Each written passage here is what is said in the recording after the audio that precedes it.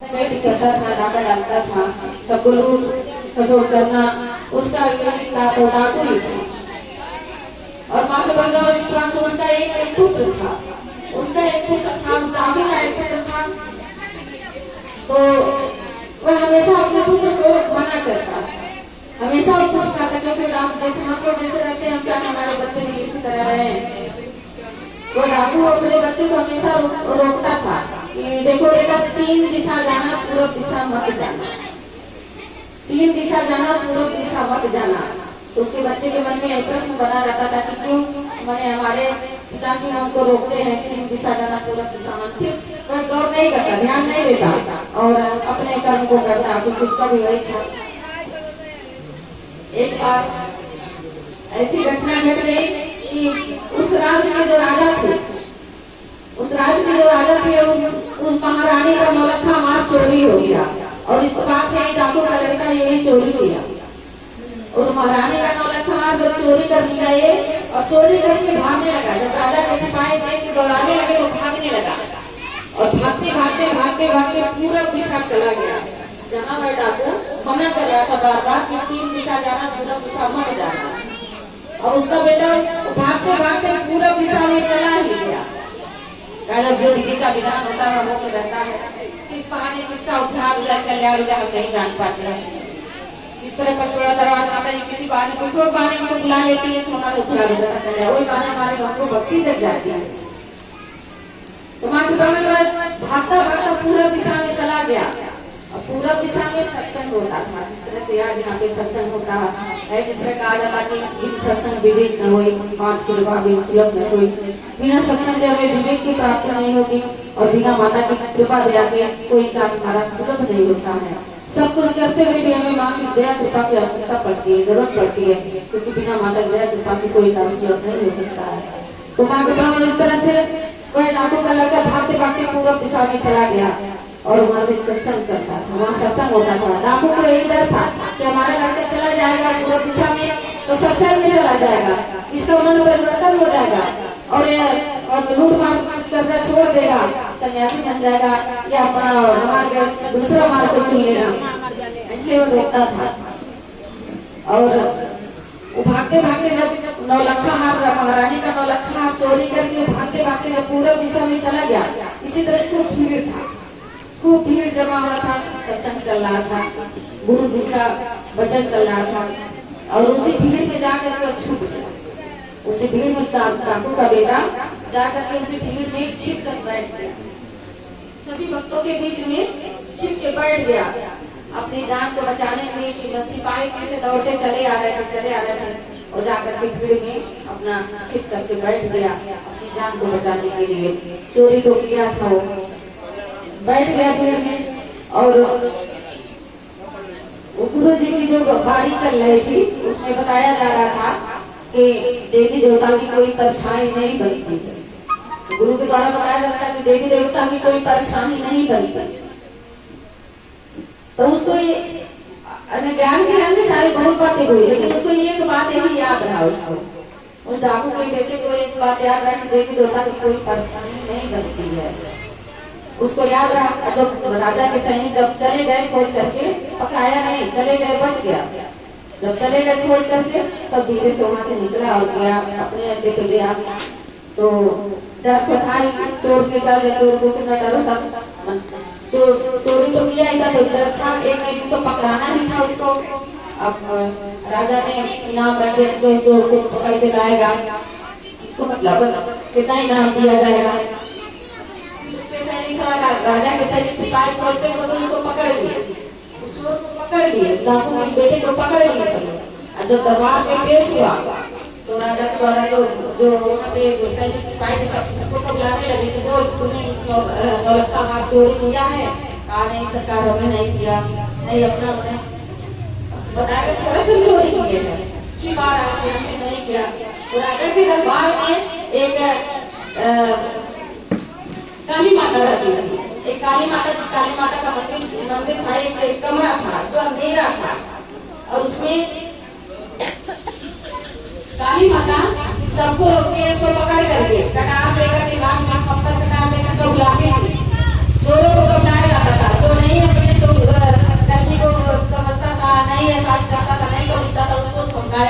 डराया जाता था कि यदि सच्चा होगा तो डर के मतलब अपना सही अपना ब्याह करेगा। तो उसको भी उस कोठरी में ले जाया गया जहाँ काली माता सबको बुला रही थी। तो इसको पकड़ करके उसको चोरी ले जाए, चोरी तो उसने किया ही था लेकिन अपनी जान बचाने के लिए इतनी सोच रहा था। और जब उस कमरे में अंधेरे कोठरी में गया और कोई विशाल वाली माता जी आई, काली माता जी आई। और काली माता ने एक अपनी छप्पर ली थी, एक अपनी कटार ली थी। और जब काली माता आई और उसके लिए उसको पकड़ी और जैसे बोल तुम्हें महारानी का 9 लाख का हाथ लिया है कि नहीं है, तू सही से बता दे, मैं तुझे बता दूंगी, बता सही से बता दे। तो सोचने लगा कि कैसी सही बता, इसको मारे जाएंगे, राजा के सैनिक हमको फांसी डाल देंगे, कहाँ जान बचेगी। फिर भी वह कुछ कह नहीं रहा था। जितने बड़ा काली माता जब खप्पर जल रहा था, जैसे जब खप्पर जला अंधेरा कोठे उठाई, तुरंत जब काली माता थी उनका परछाई बन गया। जो काली माता थी उनकी परछाई बन, दीवार में परछाई बन गया। तो उसको वही बात याद आ गई। माँ के ब्रह्म जैसे बताया कि कोई एक ही बात, एक ही रास्ता हमने किया गया तो भी हम बहुत सारे से पार हो जाएंगे, हम अपने जीवन को सार्थक बना लेंगे। तो जो काली माता जब उनकी परछाई बन के उसको देखा, उसको गुरु की बातें याद आ गई। वो जो सत्संग में सुना था देवी देवता की कोई परछाई नहीं बनती है, उसको बात याद आ गई।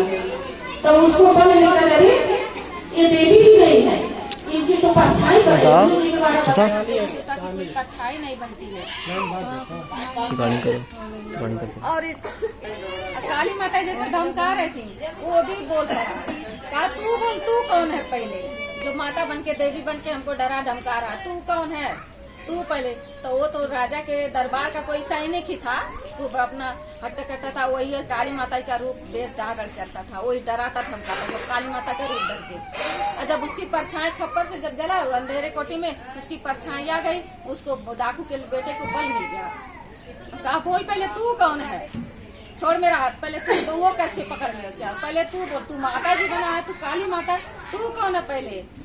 उसको गुरु की बात याद आ गई कि गुरु जी के द्वारा बताया गया कि देवी देवता की कोई परछाई नहीं बनती है, इसकी परछाई बन रही है तो इसके मतलब ये देवी है ही नहीं, कोई और है। वो तो था सैनिक, दरबार का सैनिक था, वो डर गया, वो सोच लगा वो लग रहा हमको पहचान गया है, ये हमको पकड़ लिया, पहचान गया, उसका जुनून पकड़ा गया।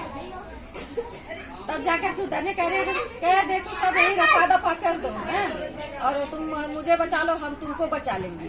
अगर हम काली माता रूप रखे हैं तो हमको मतलब एक तरह से सबको कबलाने के लिए, सच बुलवाने के लिए हमको ये रूप धारण करना पड़ता है। मैं तो सैनिक हूँ, कोई जेंट्स था, दरबार का सैनिक था। और का बोल पहले तू, मन वही दोनों का साक्षात्कार हो गया और दोनों एक हो गए। भाई तू हल्ला न कर, बताना मत किसी को, शोर मत मचाना, और मैं हूँ सबके सच बताने के लिए मैं अपना यह रूप धारण करता हूँ, जिससे सब लोग डर के अपना जुर्म कबूल कर लेते हैं। कहा ठीक है तू बताना मन, मैं तुम्हें बचा लूंगा, लेकिन तुम मतलब दरबार में मत कहना कि मैं ऐसे हूँ।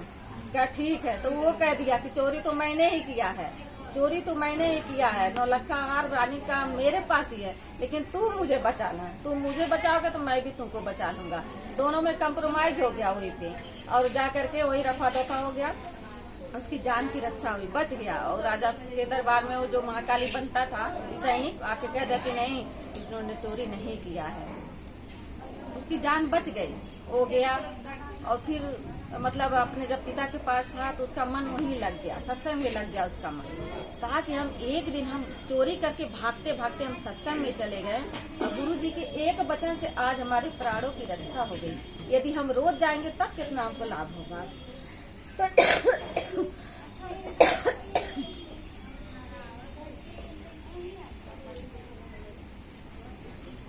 उसको वही ज्ञान हो गया, उसको वही ज्ञान उसके गया।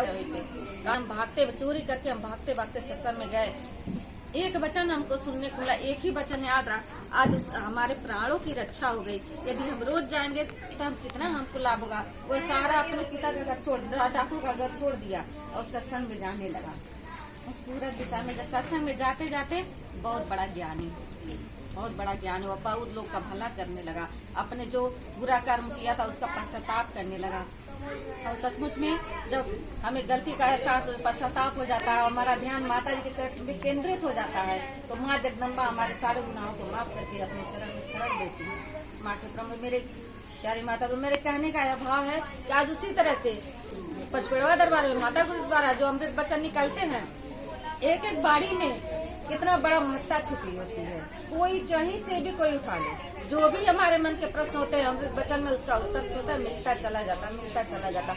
आप भक्त लोग तो इतना करीब से लगे, आप लोग को तो सब पता है, दरबार का हर चीज हर स्तर से सब कुछ पता है आप लोग का। इसलिए आप लोग अपने जीवन में कभी भटकिएगा नहीं, कभी अपने मन को भटकाइएगा नहीं। जिस तरह से लगे हैं, यदि कोई समस्या आन पड़ी है, कोई सुख दुख है, तो माता जी खड़ी रहेंगी।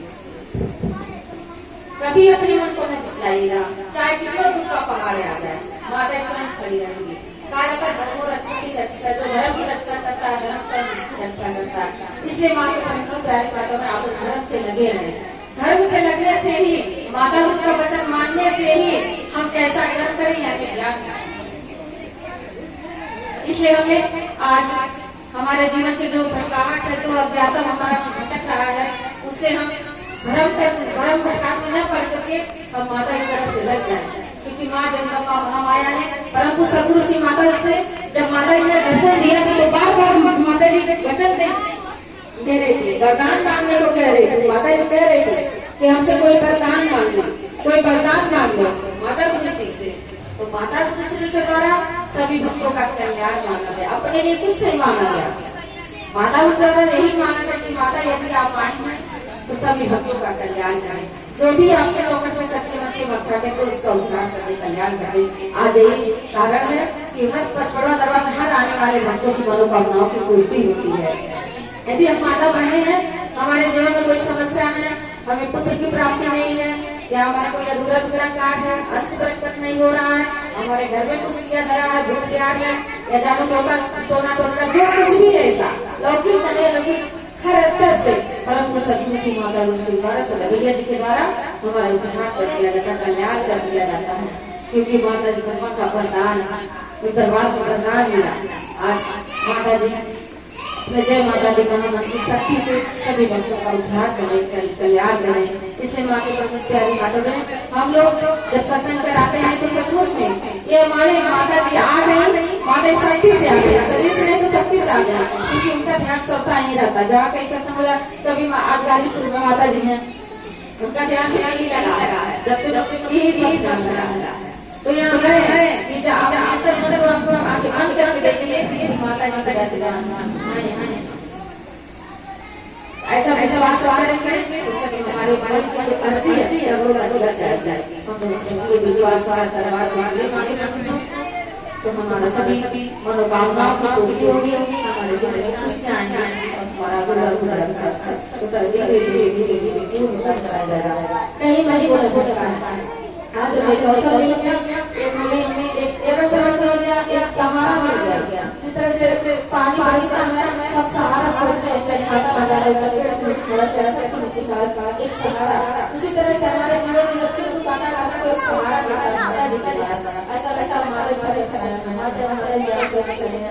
तो अपने वह सहारा बना करके अपने जीवन में